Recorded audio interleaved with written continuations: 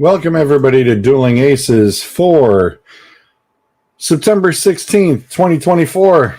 And yes, at the moment, I am running this bad boy solo. Bruiser is on his way in shortly. Right off the rip, I do have to start with all of this NFL news where we literally are, it's a mash unit. Fantasy football people, this is going to affect a lot of you. Right off the rip, Niners, Debo Samuel out multiple weeks with the calf strain. They're reporting multiple. You're looking at probably 2 to 4 at worst case scenario. Pacheco, as you see, is definitely out. Kareem Hunt is visiting. Steele and Clyde Edwards is actually out on a non-contact list, as well as Pirine is also there. So expect Steele and Pirine to turn around and pick up the slack for this week. I would anticipate, even though Steele did get a lot, I would probably anticipate Pirine getting more of the carries for the Kansas City Chiefs, just because he's got a lot more experience already in the backfield. Rams, Cooper Kupp also could be on IR. The Rams are in some very, very rough shape. Warning, I don't know what to anticipate from there. I did pick the Cards beating the Rams this past week in my picks. I said that would be the one game that the Cards would probably take with the Rams. With the Rams missing both of their all-star wide receivers, this could be a very serious blow. Their running back situation is balanced, but wide receiver-wise, this is a huge, huge blow. We saw last week they were okay without Puka, up against Detroit. They were doing okay. Now that they've also lost Kupp, next week's not looking pretty whatsoever. And I know that the guys have turned around and sent in their picks. I have not seen the Rams on the lists yet. You also see here, of course, Monday Night Football. Kirk Cousins, Jalen Hurts. The last time these two teams met, the Eagles, it was just a shellacking, and the Falcons couldn't even do squat with it. So and it's Kirk Cousins on primetime TV. We all know, outside of one game, where Kirk Cousins actually survived and won on a primetime game. I don't see Kirk winning a primetime game tonight. Not after the performance they even had last week. This is a much better defense than New Orleans. If Atlanta gets within field goal range and gets a couple, I would be surprised. I would be 100% surprised. The Dolphins here, it says not ready to make the IR decision on Tua. I think the NFLPA is probably going to have a little more insight on that, and will probably there will probably be an enforcement behind closed doors that Tua has got to be definitely done. This is already going to be, I believe, 4 concussions since he started, and that's not a good sign. All the memes with everybody making all the Tom Brady jokes, dude, he's not coming out. He's getting paid a very healthy chunk of change to sit in the booth, and he's going to sit there and make the money. Where are we next? How about, since I'm also here, McCaffrey, of course, as we know, is already on IR, which leaves Mason. The running joke, of course, being that Debo, the backup running back, is also now out. Mason did not do too bad. The game looked pretty much what I expected. It was going to be a little close, being that a West Coast team was traveling East Coast or even Midwest. Generally, the rule of thumb is the teams that make that long travel usually will end up losing. However, I did not think that Minnesota's defense was that much more of a powerhouse. And I thought that the 49ers would easily, as well as a lot of people, easily thought that that was going to happen. Because the Seattle Seahawks also went a little bit further and surprised New England. However, New England, I thought, was still who they thought they were and being just a bad team. And it went into overtime, needless to say, and the Seahawks pulled off the victory. This one right here is what the shocker of the week. Dallas Cowboys, I know they were having a lot of issues at home. However, are the New Orleans Saints for real? That poses the question. I know that the guys would definitely be looking at this going, all right, what did we miss here? I mean, it was Derek Carr even last year with just the same cast of characters. Shaheed is definitely a nice addition. If one more wide receiver was it, but I'm not too sure about that.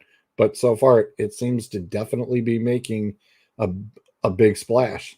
And it's just a shame that Michael Thomas couldn't turn around and psychologically keep his crap together, because he would definitely be a part of that right now.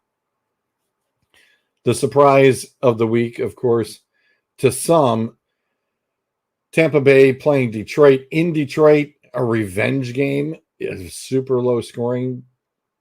I believe Zolt said that was going to be about a 41.5. Close enough at 36. But again, according to the Detroit folks, Detroit just did not play very well at all.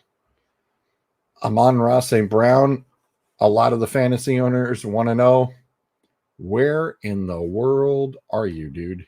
Because you are missing, and we thought that we'd find you on the back of the milk carton.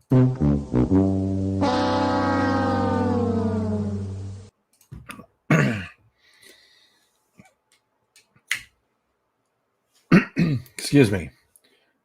I'll go next up. The Chargers at Carolina. Carolina today announcing that Bryce Young is still our quarterback, but here we go. Clint's favorite quarterback, Andy freaking Dalton, rises up out of the ashes one more time, and he will be your starter for this week. Do you start Carolina, people, with Andy Dalton? I don't know. The risk is yours. 100%.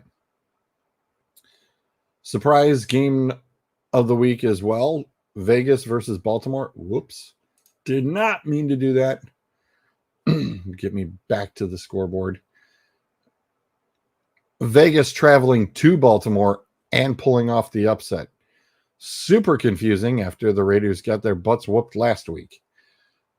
I have no idea what in the world is going on as far as this. It's almost like it's Halloween week already in the NFL. And we all know what that means. It's like all the teams that should have won lost, and the ones that lost won. Cleveland and Jacksonville happened to be, of course, an ultimate snore fest. I know that Cleveland fans are thrilled just to have a win, and I'm sure that Justin and Kyle will be talking about that on Wednesday. Pittsburgh and Denver, according to Sam, that was the prison inmate game of the week. And after looking at the play breakdowns, it was super ugly. Denver, I don't know what Sean Payton is doing play calling. It was just bad. A lot of stuff, literally, it's where short or yardage situations, and I clearly saw where they were gaining the yards off the left side, and it just, he'd call it going up the gut instead, or it was a pass play. Why? You're gaining 5 yards every single time, cutting it up, going on the left side. Nope. It was pass, run it up the gut, You're losing 4 yards. Your quarterback's getting sacked. There was no reason for Denver to lose that football game whatsoever. None. Not one. But yet, it's Sean Payton. Sounds like a similar movie of what's occurring here in Cleveland when the head coach is making crazy play calling. What are you going to do?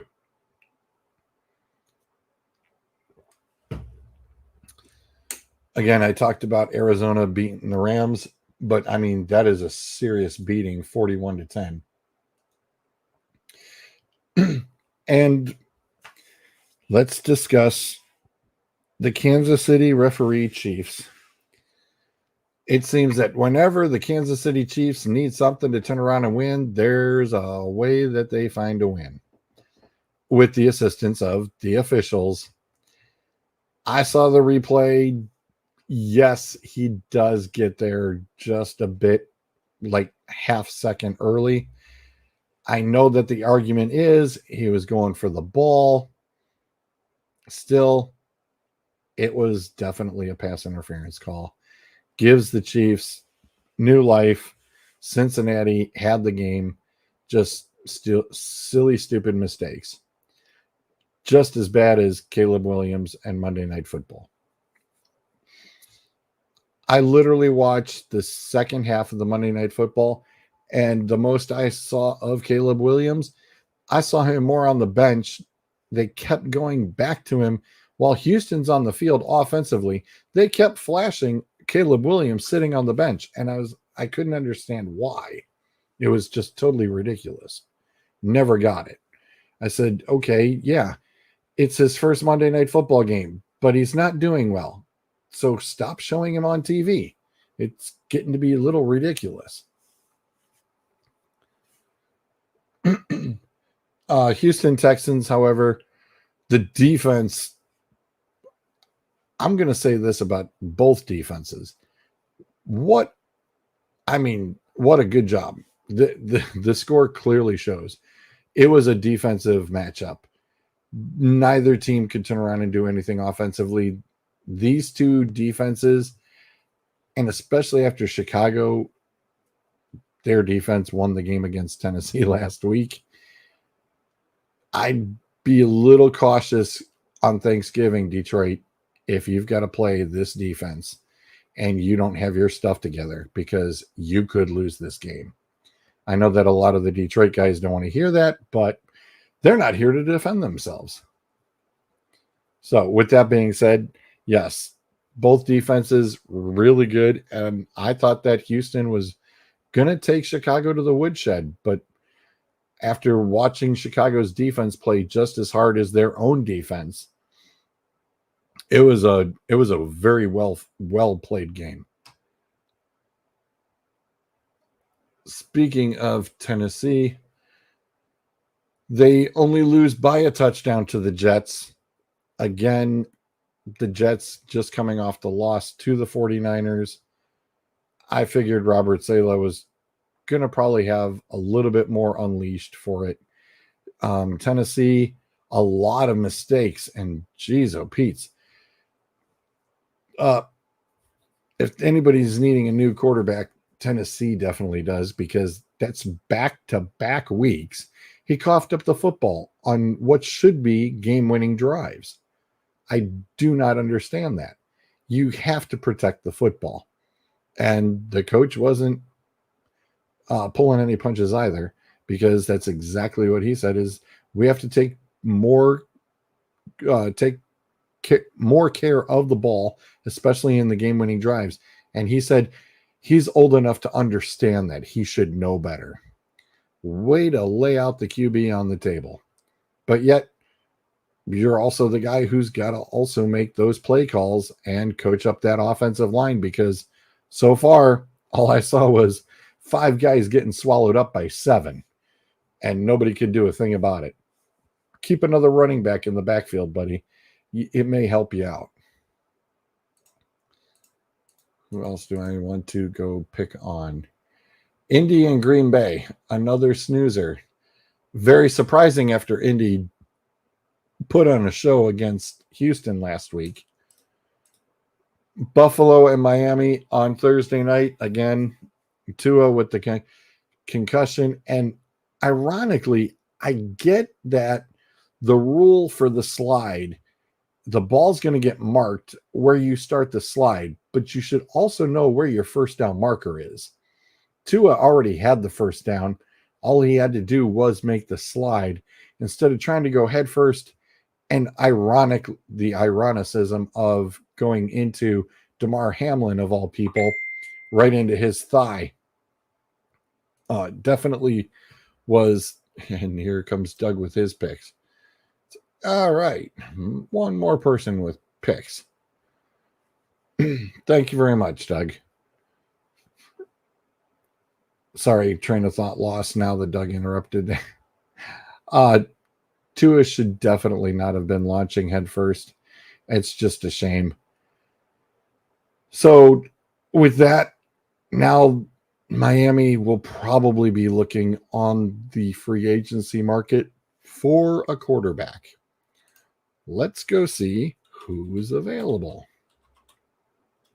Free agent QBs.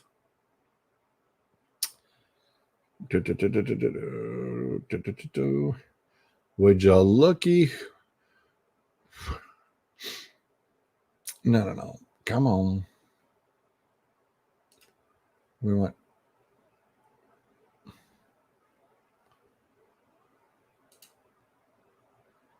Ryan Tannehill.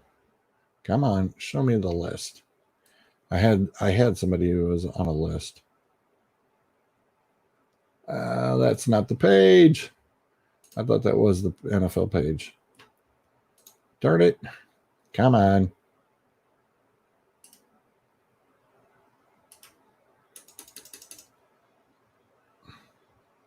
Somebody had the list here. There. Here's your wonderful list of free agent QBs. There are definitely some big household names sitting there, boys and girls. That's what you've got to choose from the pool. That's not good. At the rate Justin Fields is keeping up with the Pittsburgh Steelers, there could be something in the works where Miami might make a move to go ahead and sneak and make a trade for Russell Wilson. I know I wouldn't be mad at that. Gets Wilson off at the Steelers. Justin Fields stays. Gives Miami a little bit more of an option. And I'm sure that Pittsburgh would charge them up the wazoo for it. But off of that list, yeah, Tannehill's about the best one in the bunch. I mean, I'm not opposed to PJ Walker personally. I know that PJ did real well in the other league, and I still think he's a pretty solid quarterback, and I would think he'd be okay. But Tannehill being the first man off the board, I'd say that Miami's probably definitely going to be making a phone call soon. If you disagree,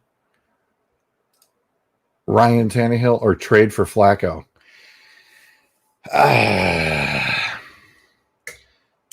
I don't know if Flacco can pull off the same thing that he just did for Cleveland, Doug. I really don't. I'm not sure. I'm really not sure. I don't think they're going to go trading on Flacco.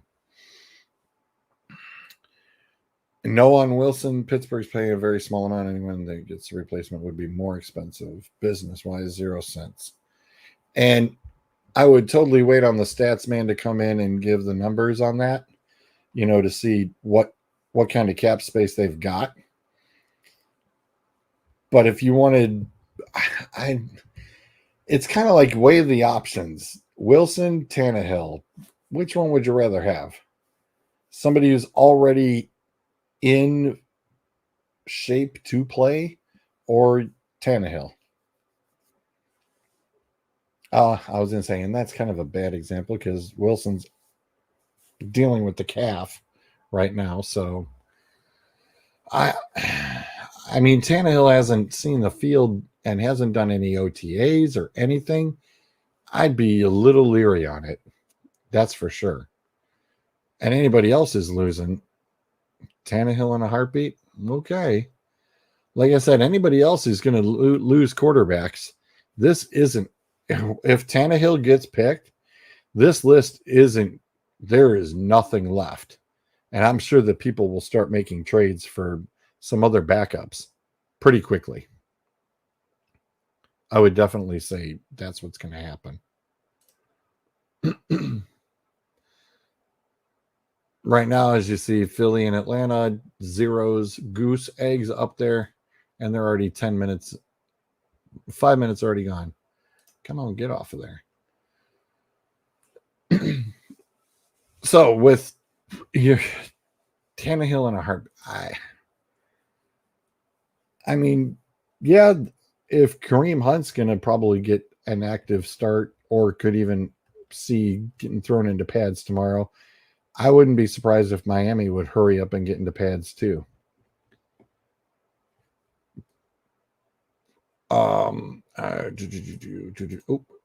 Nope, I don't want to get into that. I'm waiting on Bruiser for the college football stuff. Excuse me. Yeah, okay. All right. Oh, damn. Too much. Flacco sitting on the couch when Cleveland called similar situation. Yeah, fair enough. I don't know. I mean, you got let go for a quarterback who's really not doing well in Tennessee. And if you couldn't even stay on to work with that, how bad is Tannehill really? I guess is the other question. It's like why couldn't you get picked up elsewhere? And especially when you weren't even a thought for anybody else, including Pittsburgh. That's usually, if you're sitting there as a free agent quarterback, that means you couldn't be a starter on Denver. You couldn't be the starter on Carolina. And Andy freaking Dalton is Andy Dalton is getting a start. I mean, so that means you're not even better than Andy freaking Dalton. Come on, man. There's no reason, if Tannehill was still that good, there was no reason that he would be still sitting at home. So I don't know, Doug. I really don't. Excuse me.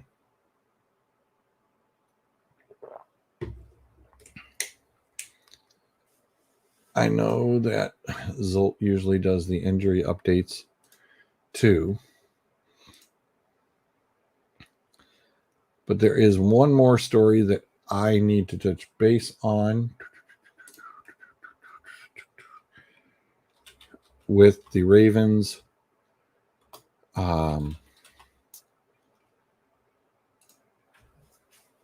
Chain gang for the Ravens and Raiders game yesterday. And I have, darn it, I thought I had it still. Shoot. Come on.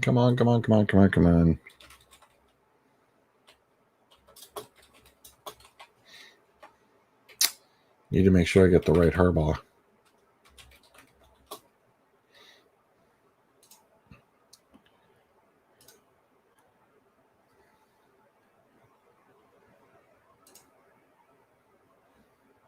And he does in his press conference, which I will bring up here.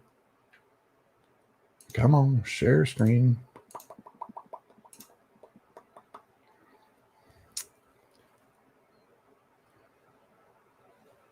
And I will let Mr. Harbaugh also explain about the team as well as the member of the chain gang collapsing and CPR. And according to Coach Harbaugh here, the guy was indeed brought back with the assistance of all of the first responders there. Okay. Appreciate you being here. Disappointing loss, tough loss.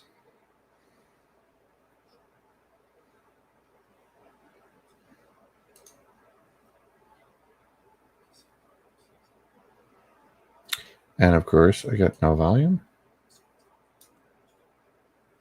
Really?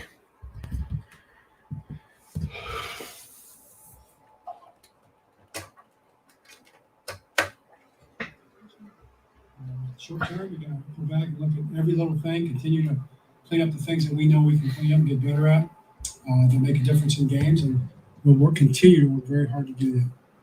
What questions you have?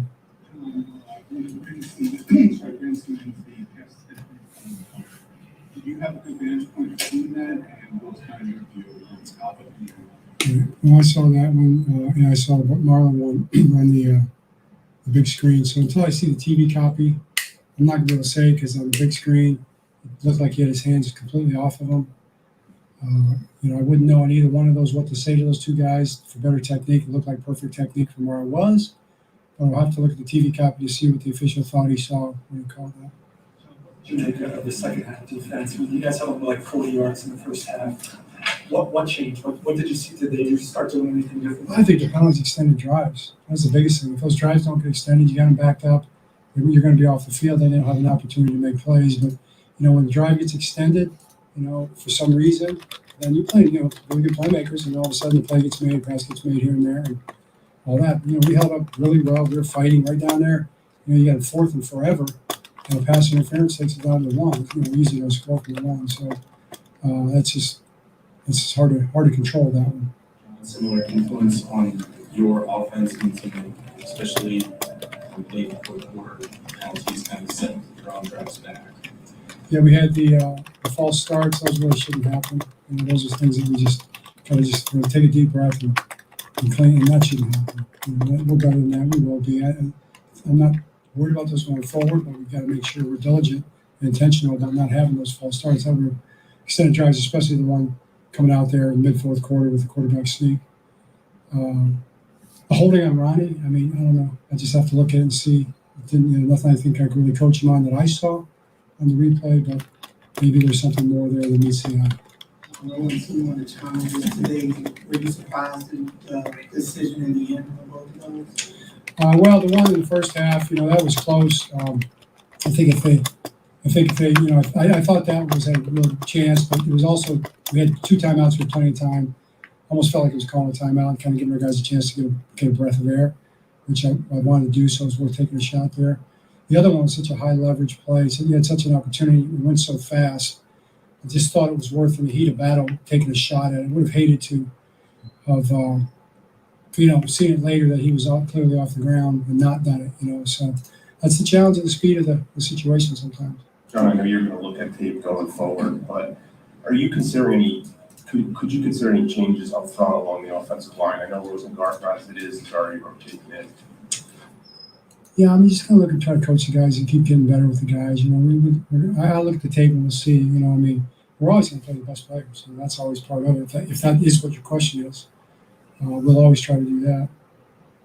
John, the process of the challenges, is that something that you're calling upstairs to have something that's worthy of challenge? Yeah, you do, and it's going fast. They're running for the line, they're going to snap it to try to make sure you can't get the challenge off. So it's not like you have all day, and you don't get much of a look.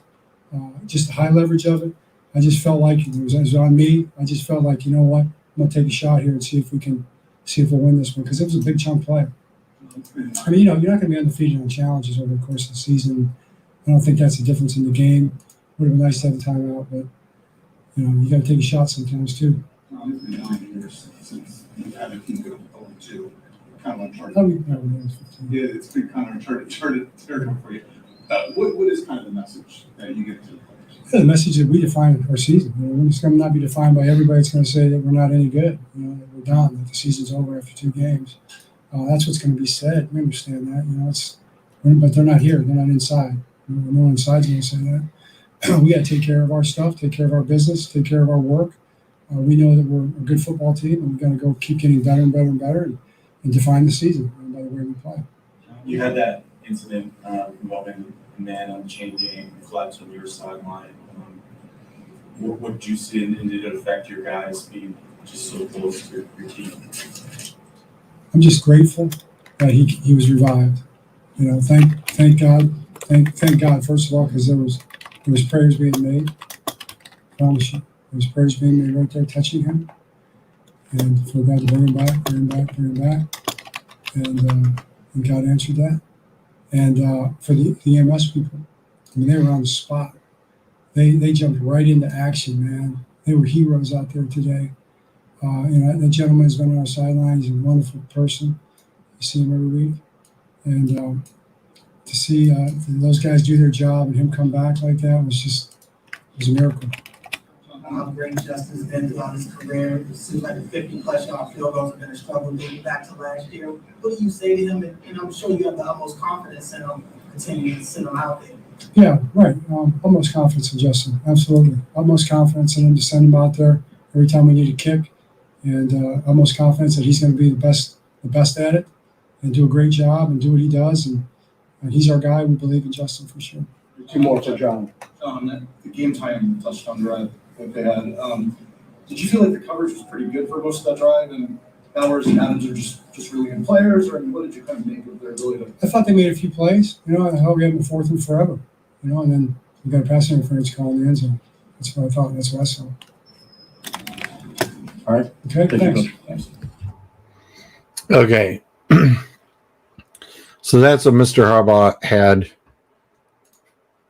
to say for his press conference. Basically, he doesn't think, he's right. It's a 17-game season. There's a lot of football still left to be played. I don't anticipate that there will be too many issues with Baltimore going forward, especially once they get into their own division in the AFC North at the rate everybody else is playing. I know everybody's going, well, Pittsburgh's first. Yeah, okay. You're in first. Enjoy it for now. Have a nice day, because once you have to start playing everybody else in the division, it gets really weird and really wonky, and I don't think that we will have too much of an issue seeing that Pittsburgh will probably fall apart like they usually do. They'll implode. It happens. Always happens. I know that doesn't make the Pittsburgh fans happy, but oh well. Call it like I see them. Right now, with the 49ers losing out more guys like a mash unit, I don't expect the 49ers to turn around and pull off a 14-12. Right now the schedule is going to look a little tougher when they go to play everybody, because they're also missing all their weapons. The Rams are missing their weapons. Could definitely be something where we see the Arizona Cardinals sneakily flip and take this division. And yeah, I said it. You could see the Seahawks and the Cardinals all of a sudden. Maybe they flip it around. And where my predictions with healthy squads were going to be the Rams and the 49ers going for it. And now at the rate it looks, even though it's week 2, you've got all these injuries and all these guys going on IR. It could definitely be a long 6-week stretch right now. That is going to be a very big problem for that division. Again, it's only week 2. I don't see anywhere where you have to hit a panic button. And it's kind of ironic because, NFL.com here has panic or patience for 0-2 teams. The Ravens and Jags in trouble. No, it's only week 2. Somebody had to write something up so they could turn around and get paid. It is what it is. And I do not want to turn around and do replay of the next week's. I do not want that. Come on. I'm going to do stop share screen. Yeah, nice open table. Should turn around and tell the guys, hey, no waiting. Absolutely no waiting. Come on in. The weather's just fine. I don't know why that is so large. And I cannot set up because I'm going to jump right in. Right now, I'm not even going to wait for resultant numbers.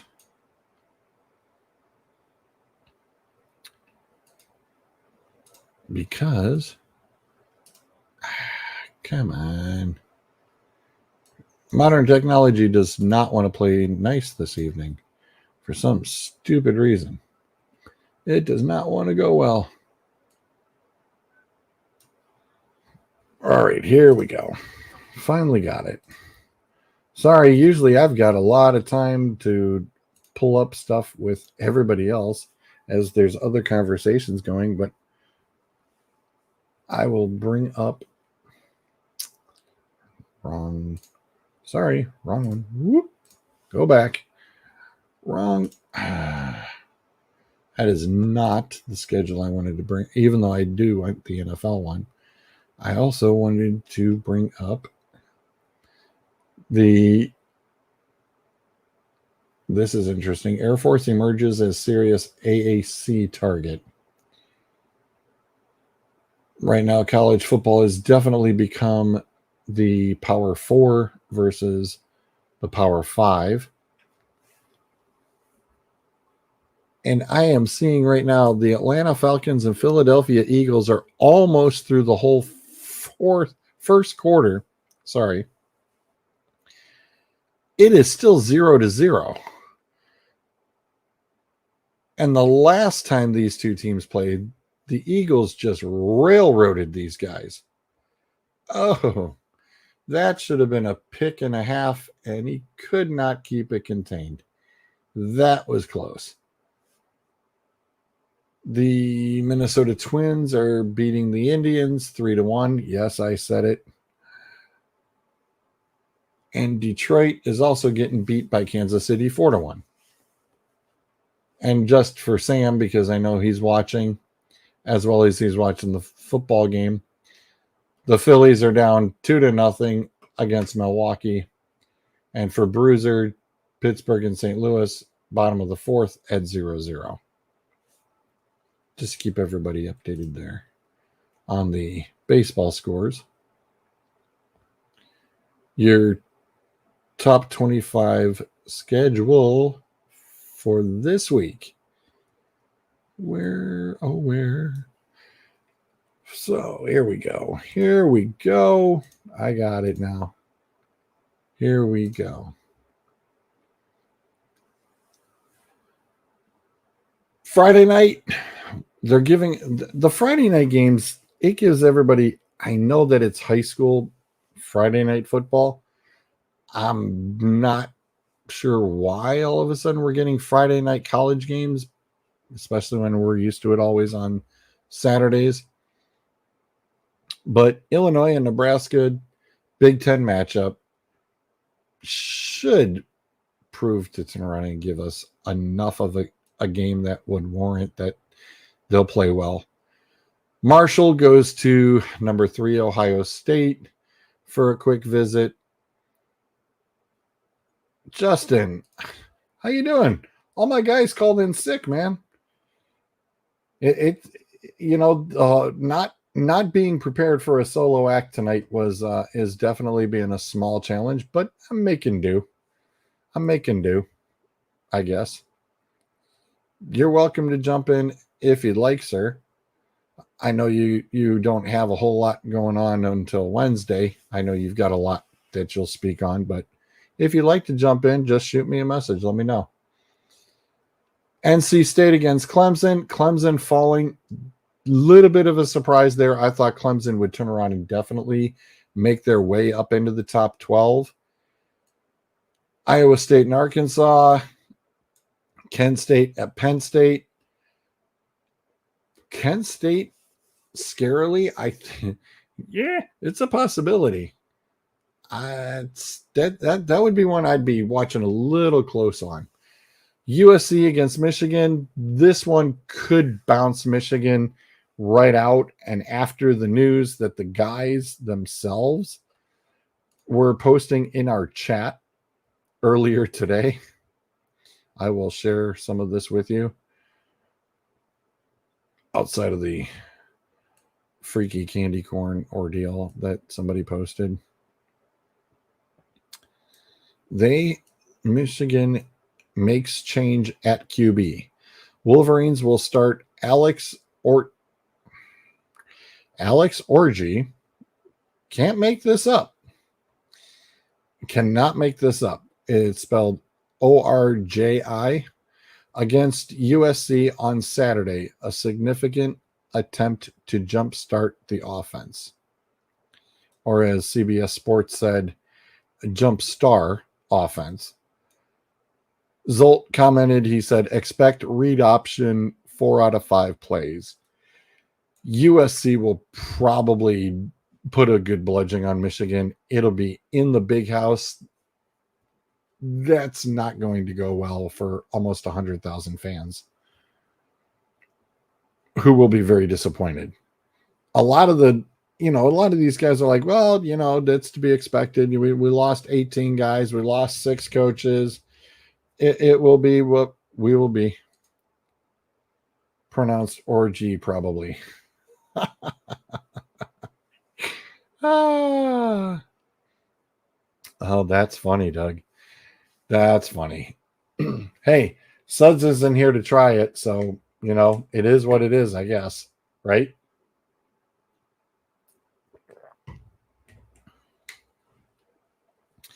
Miami of Ohio against Notre Dame. At the rate Notre Dame's going, I don't know. Georgia Tech against Louisville. Probably Louisville on that one. Northern Illinois against Buffalo, both in the max. UCLA and LSU. I thought LSU would be a little bit stronger, but I don't know.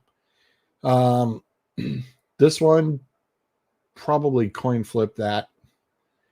It is in LSU territory, but stranger things have happened. Now this is oddly a Big Ten team coming into LSU. That is so hard to get used to saying. Utah and Oklahoma State. Somebody's going to lose. Somebody's going to fall. How far? Good question. I wouldn't think too far. Winner of this one probably jumps up, maybe up into the 10-11 spots, depending on the rest of the outcome for what's up ahead. Vanderbilt and Missouri, fully expect Missouri to turn around and take that one. Miami should handle South Florida with no problem. The getting into the nighttime games, Tennessee at Oklahoma, at least we've got a pretty solid matchup here. Again, I'm going to throw everything out the window. This is SEC. Somebody's losing. This is pretty much like a playoff game. Bowling Green and Texas A&M. After what Bowling Green did to Penn State, Texas A&M, look out. Georgia Southern, Ole Miss. I expect Ole Miss to pretty much hold tight. Texas with UL Monroe. Never even heard of them. Somebody's getting a nice little paycheck to show up. And speaking of Texas, would you look that I speak Texas's name on the schedule, and ta-da, there's Bruiser. Aha! Your timing is just, that was literally not even choreographed. That was beautiful. Beautiful. And how is the Texan fan this evening? I'm good. I just spent the last hour and a half cussing out my mom. Oh, sorry. No.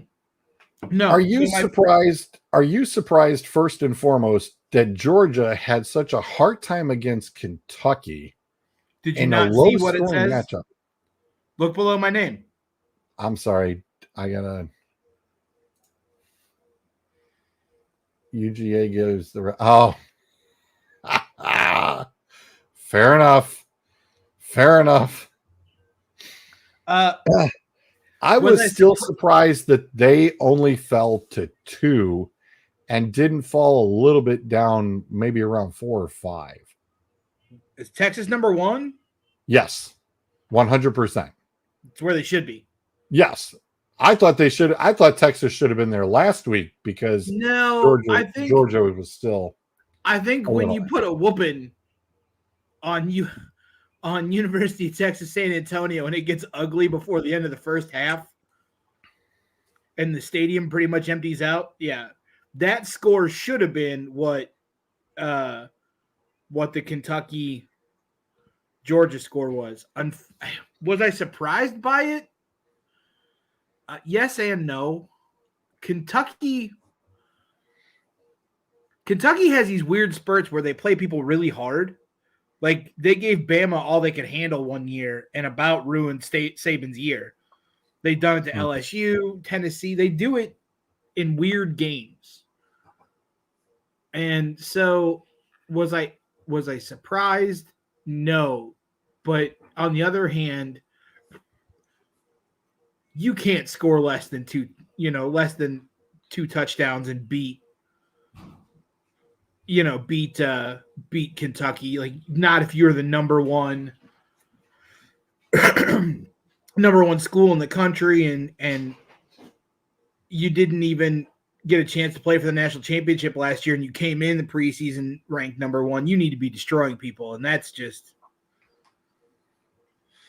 the spread was 22.5, and I said, there's some people who made some money off of that bad boy. I bet you made money off if you were a real degenerate and bet the under and then took Kentucky took those, took them to cover. You probably could have put a $10 bet down and made $700-800. I wanted to see if Math. I wanted to get with our cohorts, Math and Smash, and see exactly what that was going to be on the betting lines, because that was sick. That was my idea of what I wanted to do when I put it in a group chat about putting like $20 into DraftKings and just having Zolt go through the numbers and find really weird bets during the college football season and throwing $5 at it. And just to see what would happen. Yep. I'm telling you, that one would have probably been the wild one to say, hey, did we pick something smart or what? I don't know that I necessarily would have picked that though. I mean, there's Kentucky fans who probably just went off the rails going, yeah, what the heck? I'll throw $5 at it. And surprisingly probably made out a little bit. If that touchdown doesn't get called back, Georgia doesn't win that game. No, they don't. Nope. And I don't know if it was playing down to the opponent or if it was Kentucky just playing them rough. Because we had my company picnic Saturday. Mm-hmm. And so I only got to see a little bit of the early slate of games. The Alabama-Wisconsin game was on at the company picnic. It was on one of the TVs in the pavilion. And I was like, Wisconsin scored first. I didn't have that on my bingo card. I'm like, maybe they'll make it interesting. And then it got ugly real quick. But we had the company picnic, and then we decided that we were going to go as a family up to Cedar Point Saturday night. Mm-hmm. That was a mistake. Yeah. Bryce and the guys were up there too. I rode one coaster. The line for everything was 90 minutes or longer.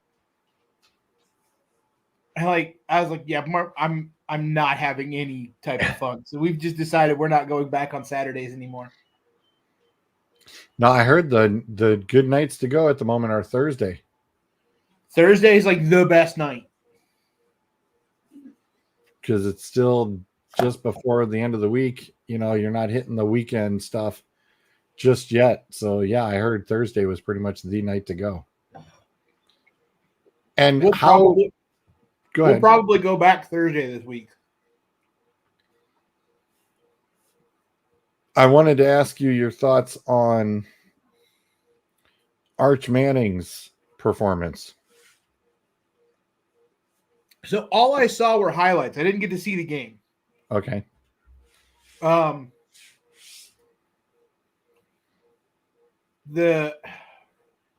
what I Like saw in the I saw, highlights, he I saw looked the highlights.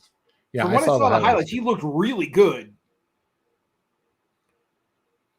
Yeah, it's of course now they're hyping it up, going, hey, pretty good possibility we'll stay with that. I don't think so. Quinn, you don't convince Quinn Ewers to come back for his senior year.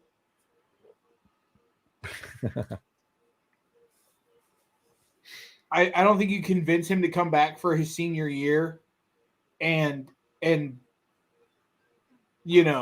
bench him 2 games in. Because Ewers looked really good during the Michigan game.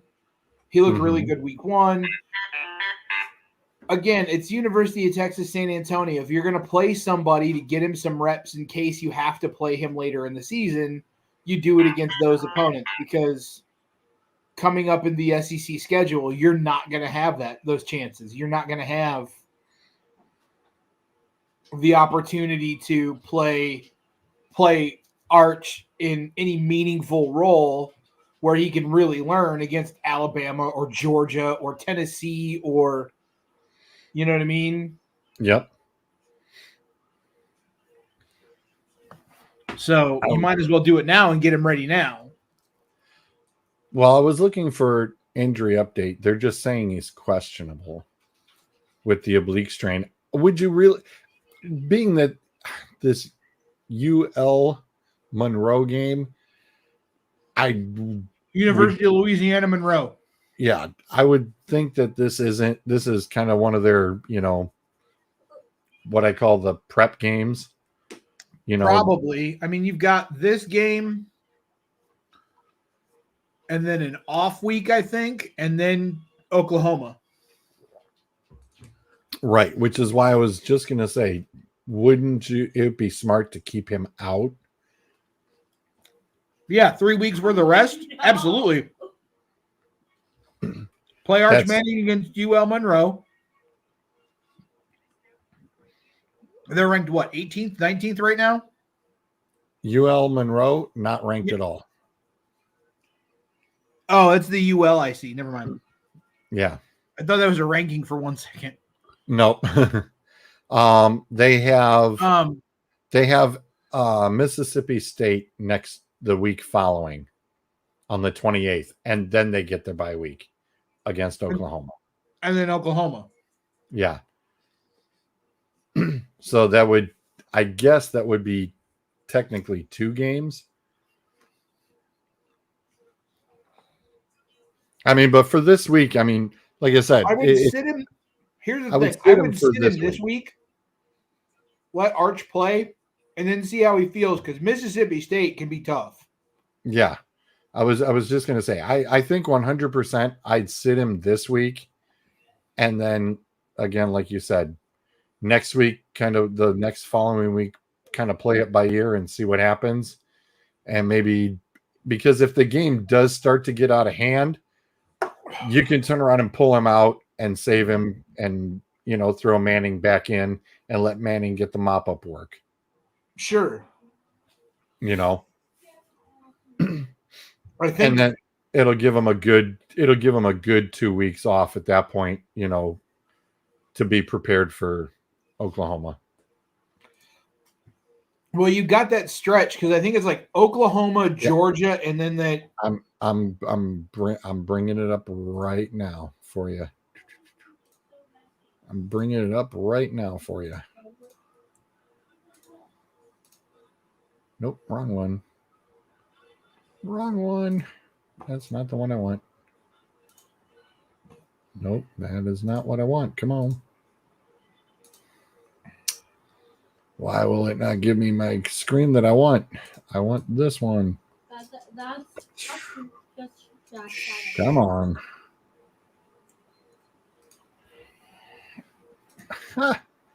It is not giving me. There we go. Now it's giving me screen two. There we go. There we go, Bruiser. Here's your stretch. Yeah. So you've got because you got Oklahoma and Georgia. the bye week of the 5th. Yep. And then you get Texas, Oklahoma. You get Georgia, Texas. And then you go play Vandy, and then Florida comes to town. And so if I'm Sarkisian, I'm making sure that Ewers is healthy between now and October 12th. Because right now, Quinn Ewers gives me my best chance to beat Oklahoma and beat Georgia. Yeah, how ironic. You got Kentucky too. A little bit later in the season, but still. By that point, all of Kentucky's self-esteem and hope is gone.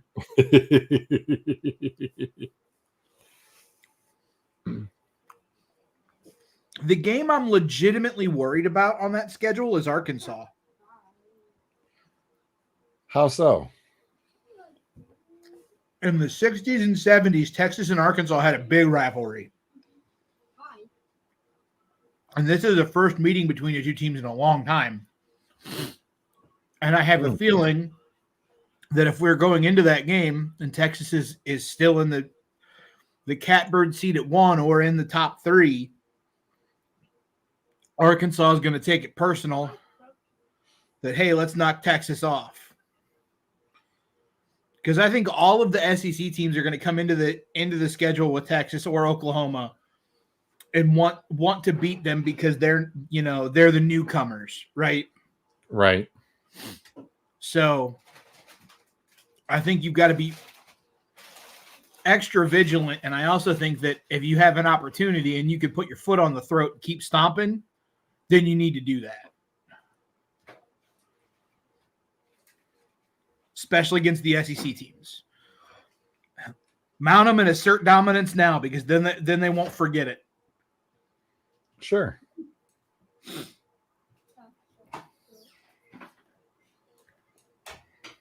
This is quite the interesting setup. Trying to make it a save. And the layout will not make the save. Isn't that bizarre? Always wants to keep that screen over there, and it won't. It shows me that I can make the flip. There we go. We could talk about everybody else's favorite team. Which one? Michigan. Sure. We can tag that one. We can tag that one. 100%.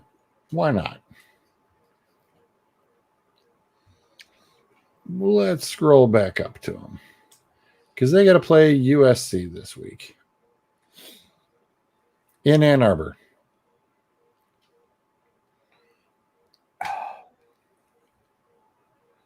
And I brought up already about them making the change for Orgy. Like I said last week, I'm just excited to hear the announcers call Orgy in the end zone. Oh, that's who made that comment. I was wondering who made that comment. I shouldn't have been surprised. I said it on here last week when they were talking about it.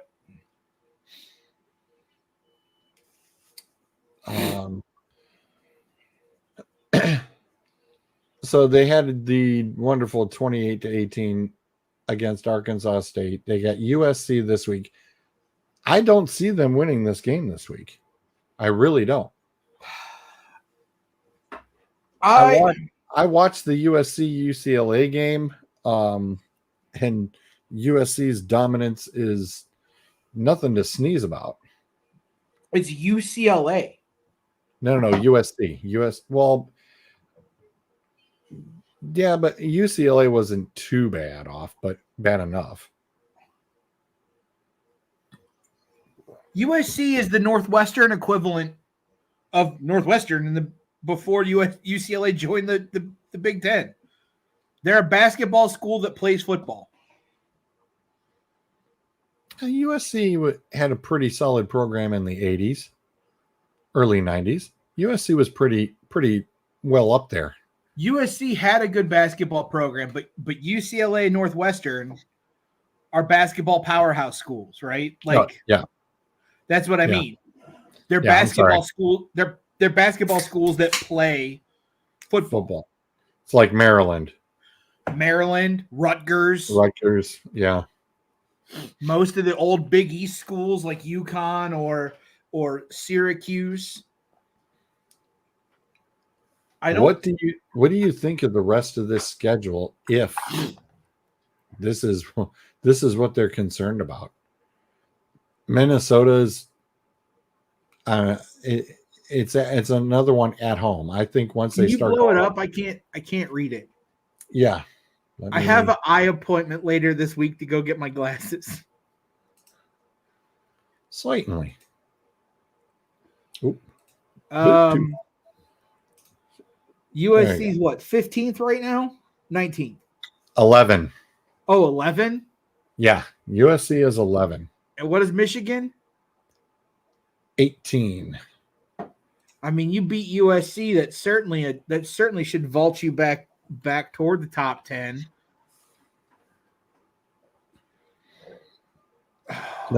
Minnesota at Washington, at Illinois. Then you got to play little brother in Michigan State. And then you've got Oregon coming to town. Problem is, right now you have 1, 2, 3, 4 more ranked opponents on your schedule, and you can't afford a loss to any of them. I don't think they can afford another loss even to the other. I mean, going out to Washington, you can't afford that loss either. Here's the thing. They lost to Texas when they were 9 and Texas was number 3, and they dropped them down to what, like 17? Yeah. And I think that was ridiculous and reactionary by the pollsters. I really do. Because there were other teams that were high up that lost and didn't drop. Like Florida State was number 4 and lost to unranked Georgia Tech and didn't drop 10 spots. And now Florida State's lost 3 right off the rip. Correct. So I think them dropping Michigan as far as they did was very reactionary and just crap. You know what I mean? It was revenge for last year, essentially, for the flippant comments and attitude of Jim Harbaugh. It's not cool to punch the kids like that, but it is what it is. Well, they even won, and they still fell a spot. Yeah. They flip-flop with Notre Dame. You're going to tell me that Notre Dame is better than Michigan right now? God, no. I don't think so. That's why I was surprised that it was like, oh, it's just going by the points. No, get out of here. You know, it proves my point. It's kind of ridiculous. I mean, right now, you look at those rankings, to me, Ohio State, who had a bye week, should be number 5. You've got 3-0 Texas, 3-0 Georgia, 3-0 Alabama, 3-0 Mississippi State, 3-0 Tennessee. Should all be ranked above Ohio State at 2-0.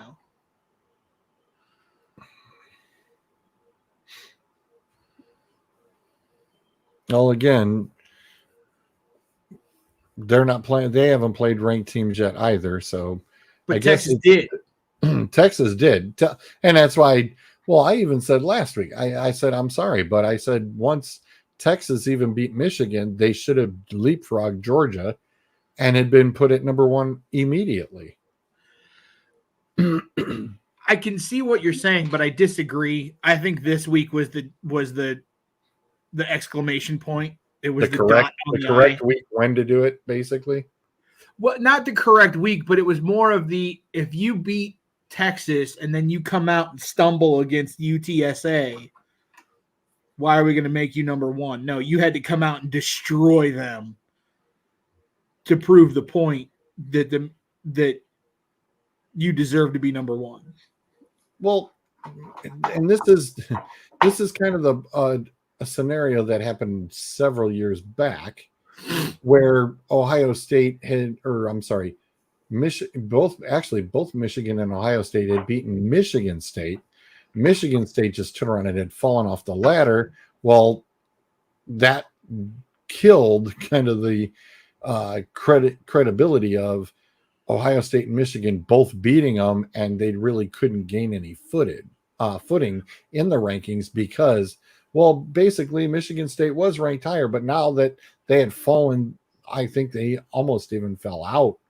I want to say they were around 22 or 23, but they were sitting at around 8. And when both of them beat them, they turned around and fell all the way down into the 20s. Well, that and was all of a sudden it was like, hey, what the That- heck? And why can't Ohio State or Michigan turn around and get up into the top groupings? And they're just like, well, we're just kind of waiting it out and waiting. It's like, no, we know what you're waiting it out for. You're waiting it out for the head-to-head. But in the meantime, you're not giving them any other credibility for beating all the teams that they're beating. Well, that's the year that Penn State crept into the thing too, and Penn State ended up winning the Big Ten. Or they were the Ohio State made the playoffs and shouldn't have. And Penn State was the Big Ten representative, or Penn State won the Right. Big They Ten were the that year. representative. Yeah, they were the representative for however that worked. Yeah, in the Rose Bowl. Yeah, no, Penn State did. They won the Big Ten that year. What? What's up, fellas? How are you? How you doing? Thanks for tuning in. Appreciate it, man.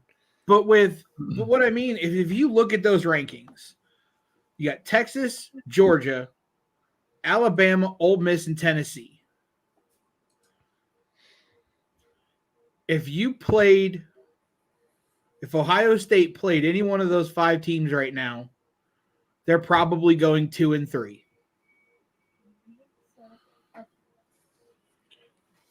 Well, you guys actually play Georgia, Tennessee, correct? I don't think we play Tennessee. No, we do play Tennessee.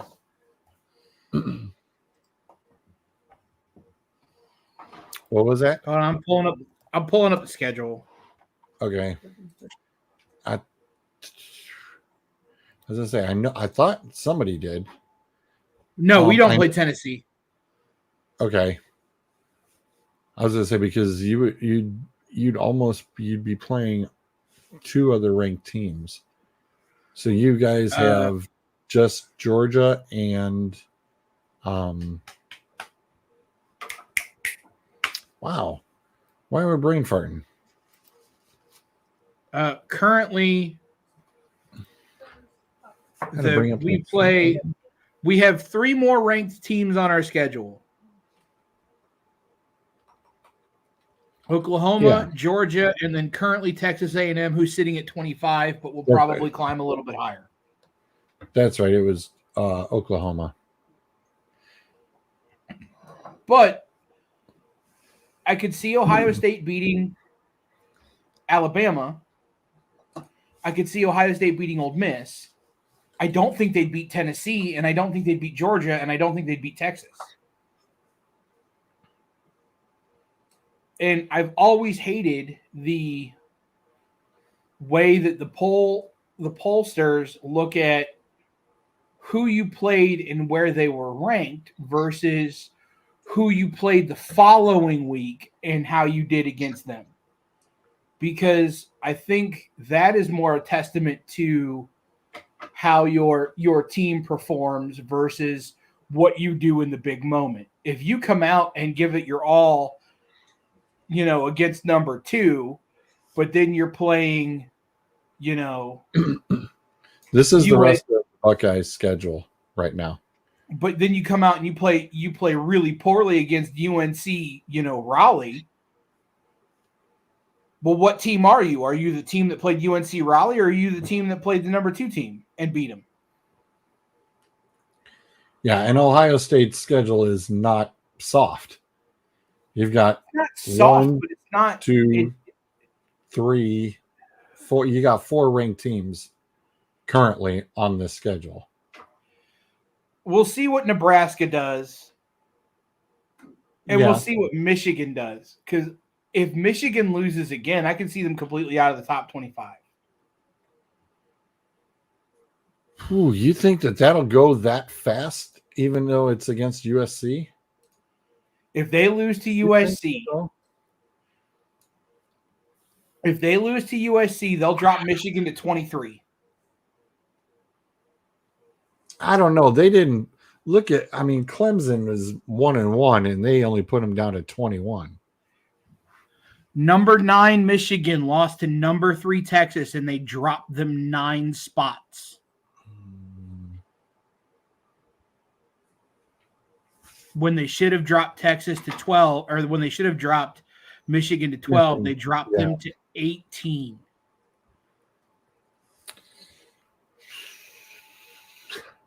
Yeah, see that 2-1 setup right there. LSU, Notre Dame, and Michigan. That's what I'm saying. If Michigan loses to USC, or they have a performance like they did against Texas to USC, they will drop them to 23 or 24.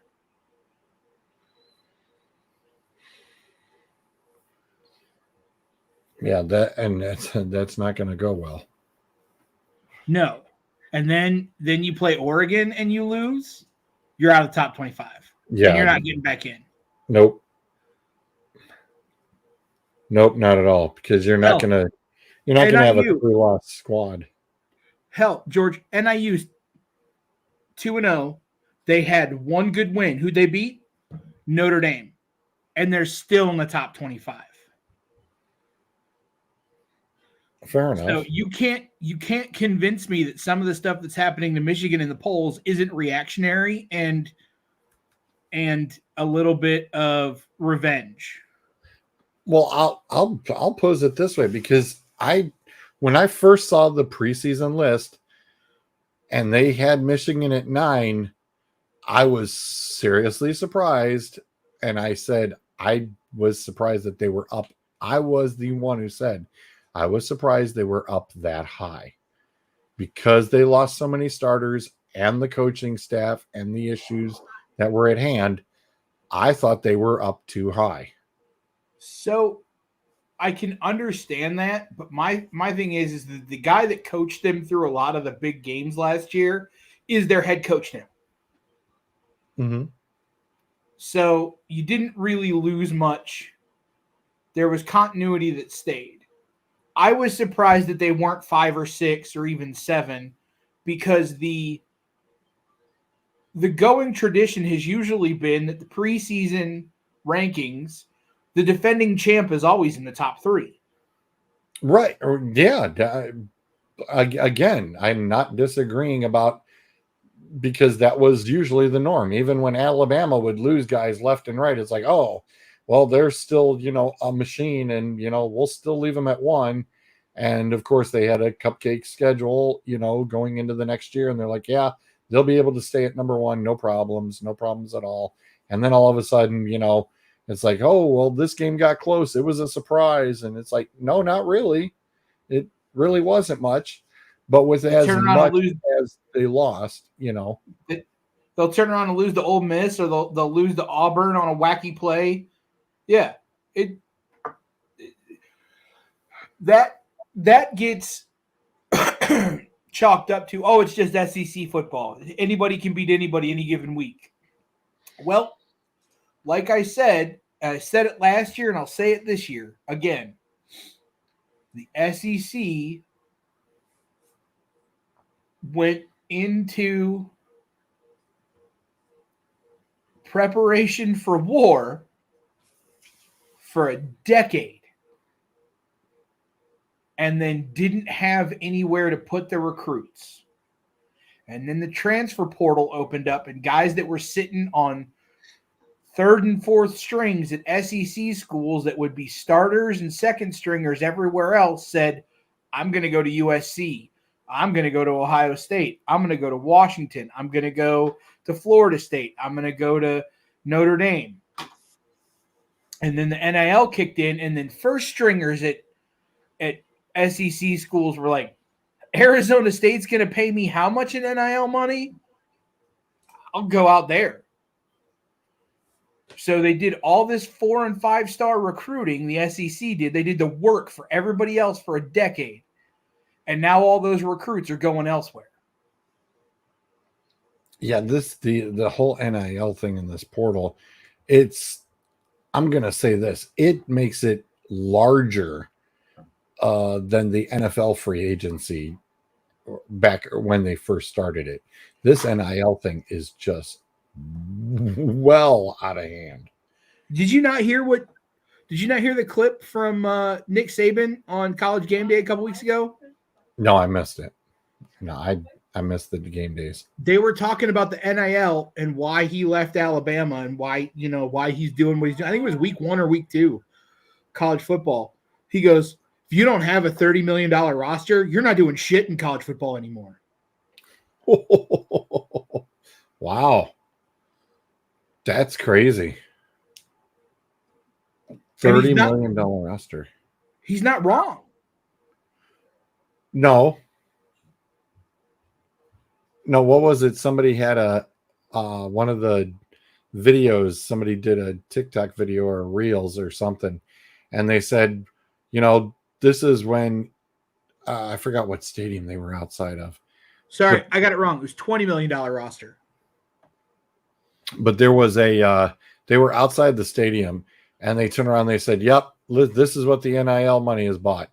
And there was a lineup of Lambo, Porsches, and all these freaking super sports cars, all in this parking lot of the stadium by where the players' entrance was.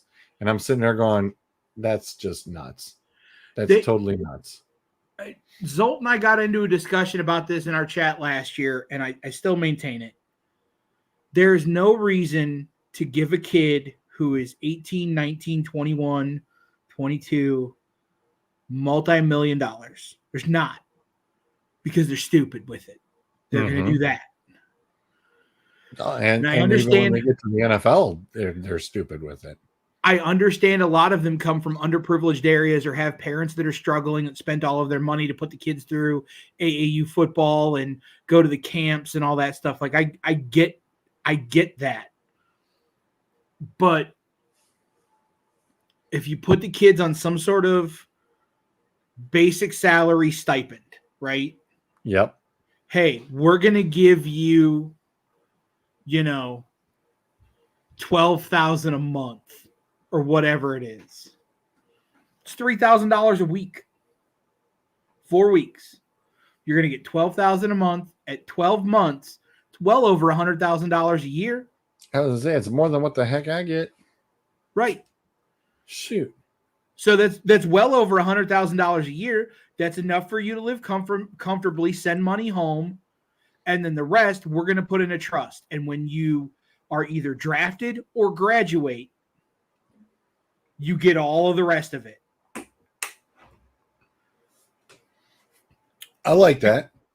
Because you put it in a trust that earns interest, and you let it, maybe you made, let's say you're a third string O lineman for Nebraska, right? And you made $60,000 in NIL money in a year from the game or whatever. I don't know how the NIL works. I'm just throwing hypothetical numbers out, right? You put that in a trust that gains, maybe 2%, 3% interest or whatever, or some sort of fund that can generate on it. And now you take that $60,000, and by the time he graduates high school or college in 3 or 4 years, now he's sitting on 2-3 million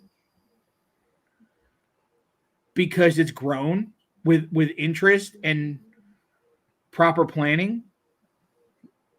And whatever he gets from being drafted with the NFL, Yep.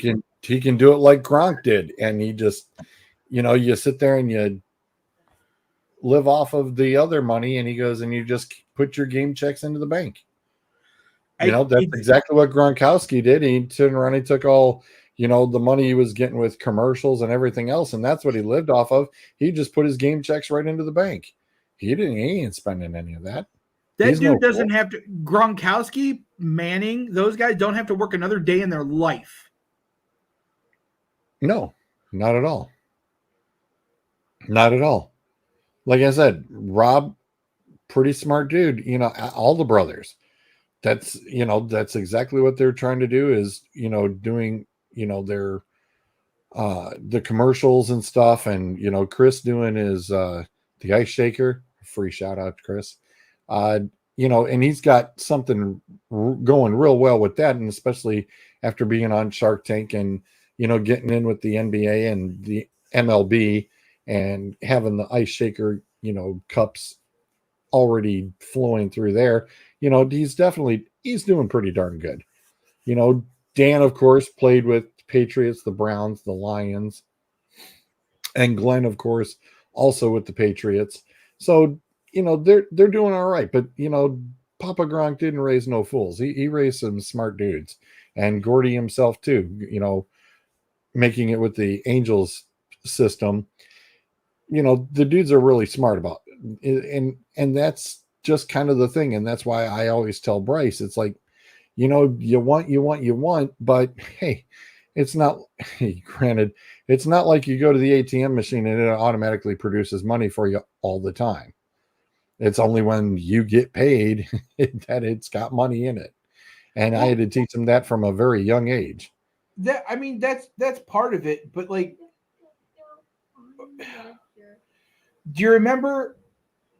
And I go back to the 30 for 30s. And I feel like any kid who signs for a major college program should have to sit down and watch that ESPN 30 for 30 called Broke. About all the athletes that got millions and millions and millions of dollars and then are working card shows just to clear 12 grand, Yep. And the memorabilia that gets sold off.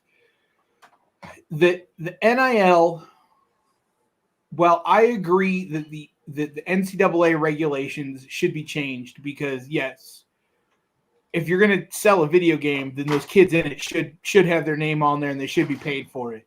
You should be able to go into a bookstore and buy your own jersey, 100%. Like the thought though that this NIL, it's nothing more than a bad Band-Aid over a gaping wound. Because the greed that goes into it, because now you've just told the boosters that we're secretly paying kids $4 and $5 million under the table by buying them cars and houses and paying for their parents' yearly income. Now you've just said, hey, to that booster, go ahead and put this in this. Go ahead and just Venmo me that. Just here's a QR code. Just send that money right here. Mm-hmm. But you're still not teaching the players any type of financial responsibility with that money. You're not setting them up for success in the future. The average NFL career is 4.5 years. Yep. So look at Desmond Ridder. He went from being top draft pick for the Atlanta Falcons, getting his nice little payday. And I'm sorry, where's he at right now? Sitting at home on the couch after 3 years. Oops. Tua just retired. Well, not yet. It's expected. Yeah, I think so too. I brought it up earlier. I think he's done. And you don't get 3 concussions literally within your career already, and you barely made it to 4 years. Yeah, I think he's done. And Tua, you know what I mean? Like your average NFL career is 4 years. So you played Pee Wee from, 7, 6 or 8. 7. Yep.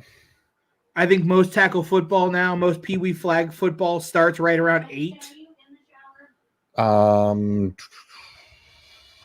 Rookie tackle is 13, 12, 11, and 10, 11. So flags starting at 8, and then you're not. Flags starts at 3. I mean, serious flag football. Well, they literally will start it right around age 5 is you'll get your super peewees at 3, and then you get your major 5-year-olds are already, doing running around the field easily with it at age 5. You'd be surprised. You get what I mean, though. But yeah.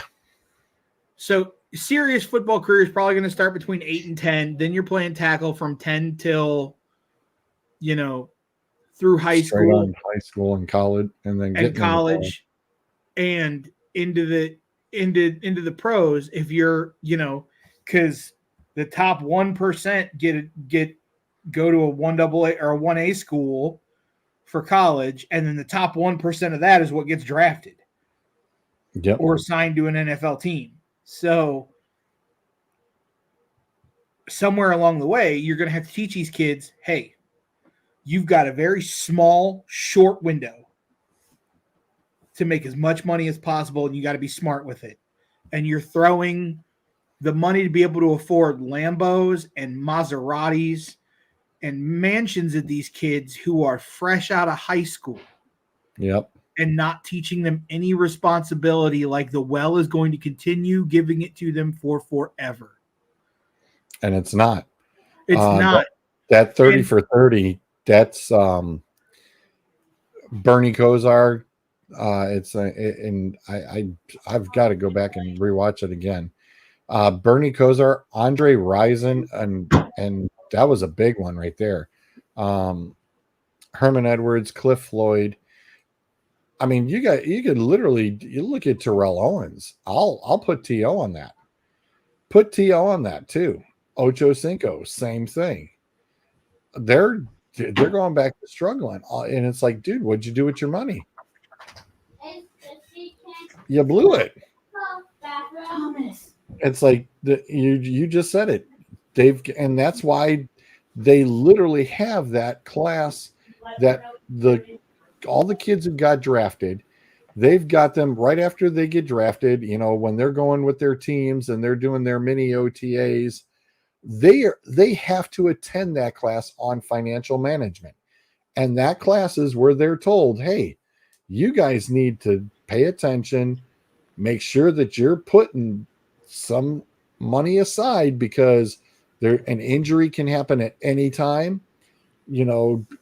like to a situation, the concussions, and all of a sudden, or you have a career-ending injury, and you're done all of a sudden, and yet you've got, a $20 million house you bought. It's like, whoops, guess what? Well, that's going up on the market, and I'm sorry, you're not getting $20 million for it.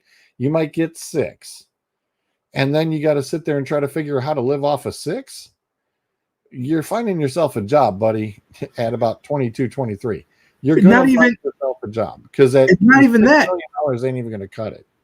It's not just the financial literacy. How many former athletes have tax troubles? How many of those tax commercials do you hear for the tax relief agencies, and they've all got some former pro athlete?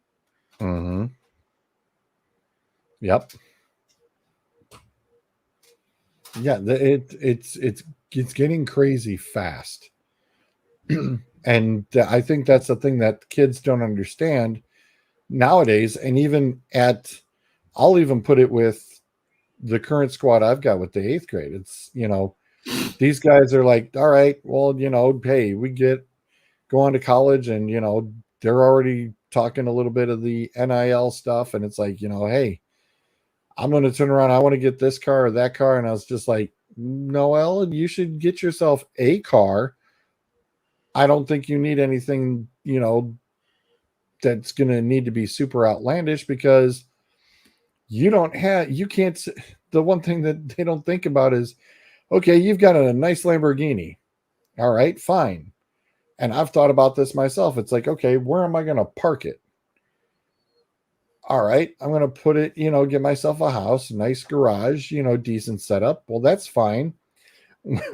When you try to go and visit your boys or you go visit somebody, the driveways have a lift about 3 to 4 inches.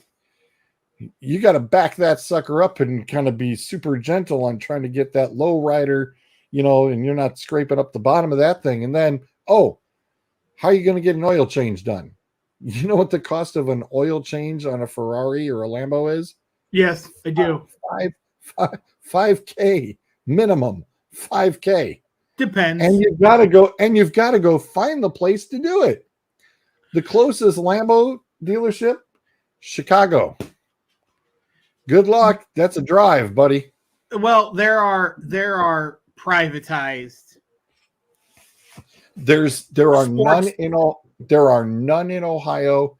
The one in Michigan is almost the same distance as Chicago.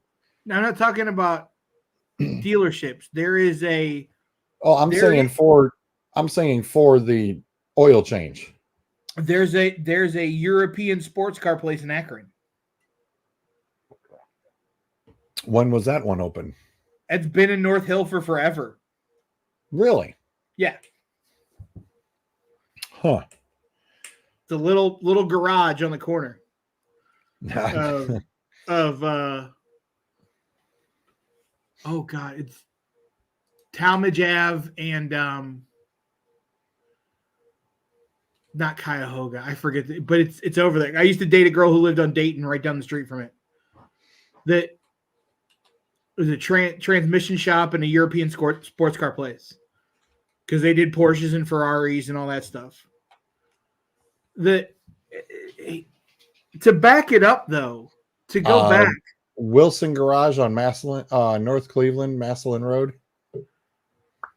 No, I'll find it. Akron. You said Akron. Wilson's Garage. It's on Talmadge Avenue. It's on Talmadge. Yeah, it's technically on Talmadge Avenue. Arlington. All right. Hi, Zolt. Good evening. But to go back, I'd look at the kids if I was coaching eighth and ninth graders. I'd be like, hey, how about you not worry about your car or your NIL money and you worry about carrying at least a 2.7? I found it. Perfect Auto Collection on Talmadge. Collision. They changed it to Perfect Auto Collection. No. Oh. But yeah, that's your one on Talmadge Avenue. And yeah, they wow.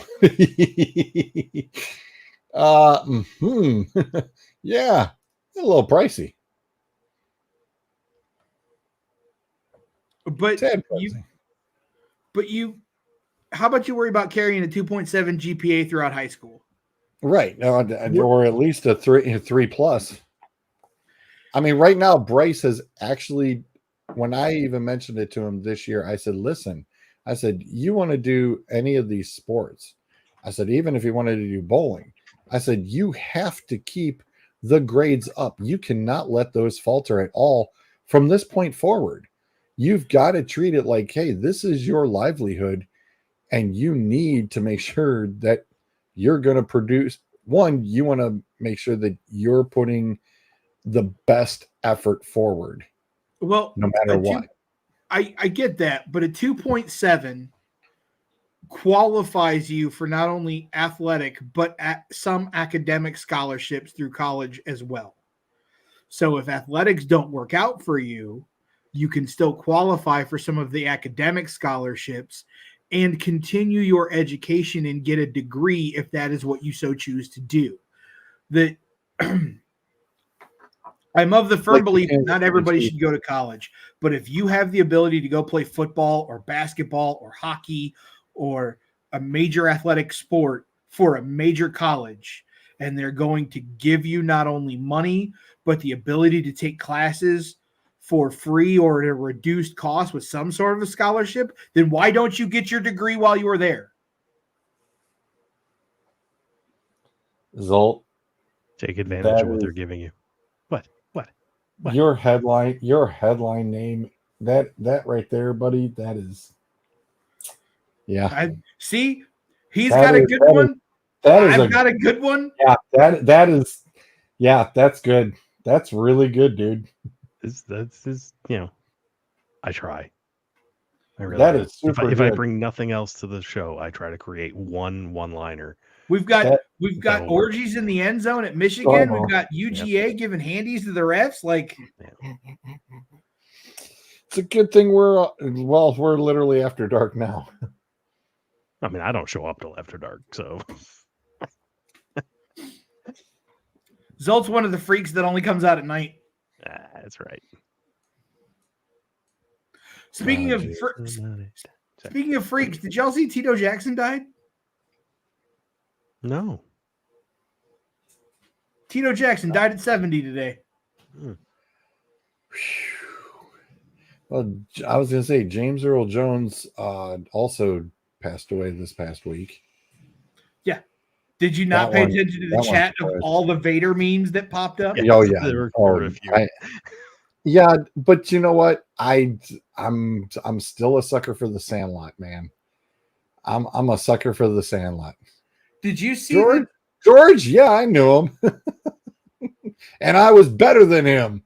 I love that line. You know what's great is that James Earl Jones's character in The Sandlot was a Pittsburgh Pirate. Yeah. Yep. Um, I like I said, I'm a sucker for the Sandlot, man. I mean, yeah, I get the Vader thing and all that, but yeah, it's like, hey, he did some awesome baseball movies. I'm sorry, guys. I like them in the baseball movies. that speech from Field of Dreams was played the other night at the Emmys. Oh, that was awesome. That was awesome. But I got goosebumps when they played that. I got goosebumps. I'm like, wow, that really. I mean, it's still getting. That was goosebump material right there. It's been erased like a blackboard, mowed over by an army of steamrollers, erased and then built again. But baseball. But I don't remember if it was the Washington Post or the New York Times, but somebody did, an editorial cartoonist did a cartoon. It was a one-panel cartoon, and it had James Earl Jones sitting in the room from The Sandlot. But instead of all the memorabilia from The Sandlot, it had little things from all of the movies or TV shows that he was in. Like in a case, there was a small little red lightsaber. On the wall was a lion's head with a mane. There was a crown from Coming to America in there. Like there was all kinds of stuff.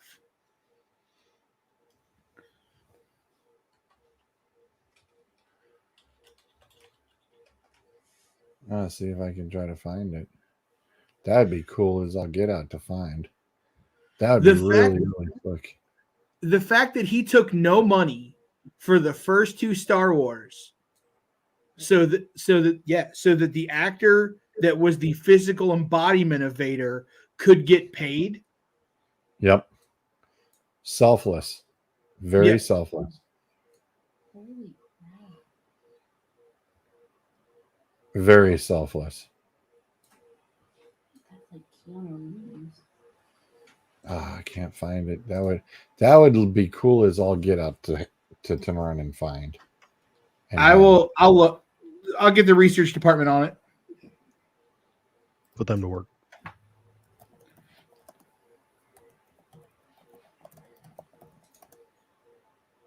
Yeah, that would be cool. Well, the slobber knocker I had predicted, it looks like it's a yawner. The Falcons 6, Eagles 7 at halftime. Sam's got to be bored out of his skull. If there's anything more unpredictable than week 1, it's week 2. Because teams are trying to correct. Other teams are trying not to let them. Half the league is injured.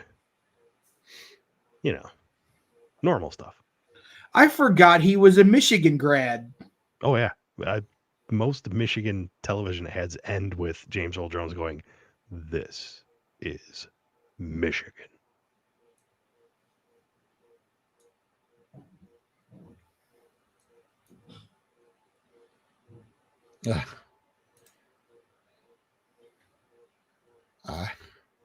I forgot about this.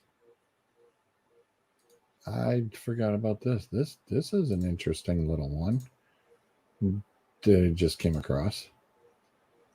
I also forgot he was in Conan the Barbarian. Yes, he was. He was the bad guy. He was the bad guy in Conan the Barbarian. Hey, can we talk about the Cowboys for a minute? Just make fun of them. I mean, what has ever stopped us before? That's true. That one's pretty slick. I remember that. That one's pretty slick. Like that one.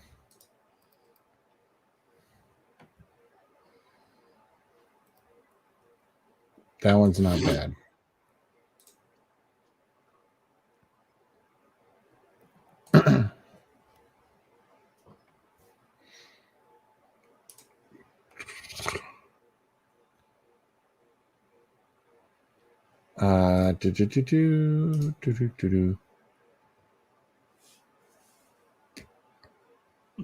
The Dallas Cowboys. Did you see what they did on? Speaking of James Earl Jones, though, did you see what the Empire State Building did on the day he passed? No, I didn't. Didn't they go like black and red? They lit it up in red and then used the shadows to make an outline of Vader with holding a red lightsaber. Really? Hold on, I have it right here.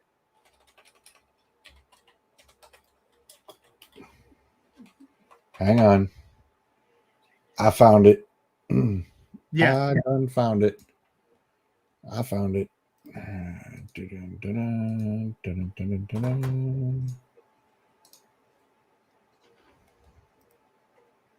That's cool.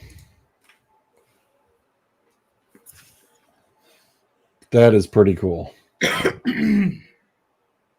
That is very cool. I will say it is weird to be in my 40s and to start seeing people that I grew up with that were major parts of my childhood and adolescence dying. Remember, I'm in my 50s now, and it's like, yikes. I'm getting close.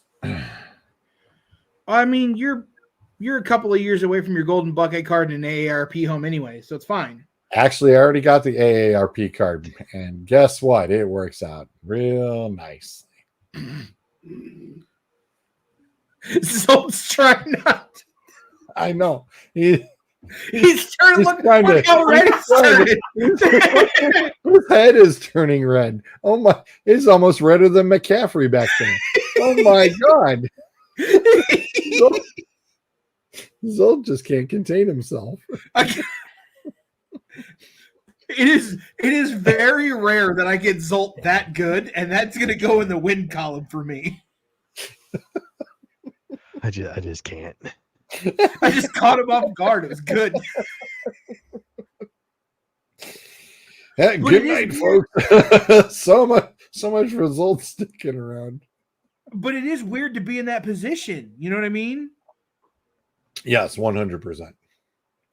Psycho Sid a couple weeks ago, Kevin Sullivan, wrestlers that I grew up with watching that I'm like, oh, what? You know what I mean? It's weird.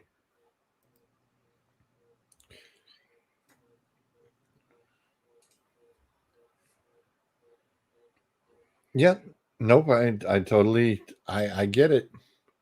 I'm right there with you. I get it. I do get it. Because it's it's kind of, we don't think about it, and even sooner is we're gonna start knowing a lot more of, like you just said about the wrestler. There's gonna be the baseball and football guys who I've known from my childhood. It's like, oh boy. And it's like, well, they were only 18 years older than I was. And it's just like, all right, is how much time I got left? I mean, It's okay. You've outlived to put most of things- them. The guys that played in leather helmets are all dead. well, to put things in perspective, I have my father's service this Sunday. And knowing that my grandfather was almost 93, he only made it to 73. And thinking that he was going to make it a lot longer, kind of just threw me off a little bit, going, all right, where's my line go? Where do I it's just one of those things I thought about, of where do I fit in that timeline, of possible, life expectancy. And I just sit there and kind of like, well, To be just wondering on that ordeal, and looking back, like you said, we're starting to lose all of the childhood, things. And my father's only 21 years older than I am. So to be slightly morbid for a moment, did you see, with your father's memorial coming up, did you see that there's a company that will now put your loved one's ashes into a firework that you can explode Yes. at their memorial? Yes. Yep. Yeah, I have unfortunately seen a lot of interesting things. And there are some that I just will not mention on air, and I was morbidly disturbed. But yes, I have seen a lot of different things that you can do nowadays. Are you talking about the adult toy ones? Like I said, I'm not going to mention it. But Yes. the weirdest one that really puzzled me a little bit was the Etch-a-Sketch one, and I went, "Oh, wow." That one just seemed really weird. It's like, oh, here, give it to your kid and go, here, play with great grandpa. Or the one where you could put the body in a decomposable bag and then bury it with a tree. Yeah, that one too. But like I said, the Etch-a-Sketch, I've learned things. The Etch-a-Sketch is weird. Did you see what I put in the chat, really Salt? weird. I don't think I did. I don't think I did.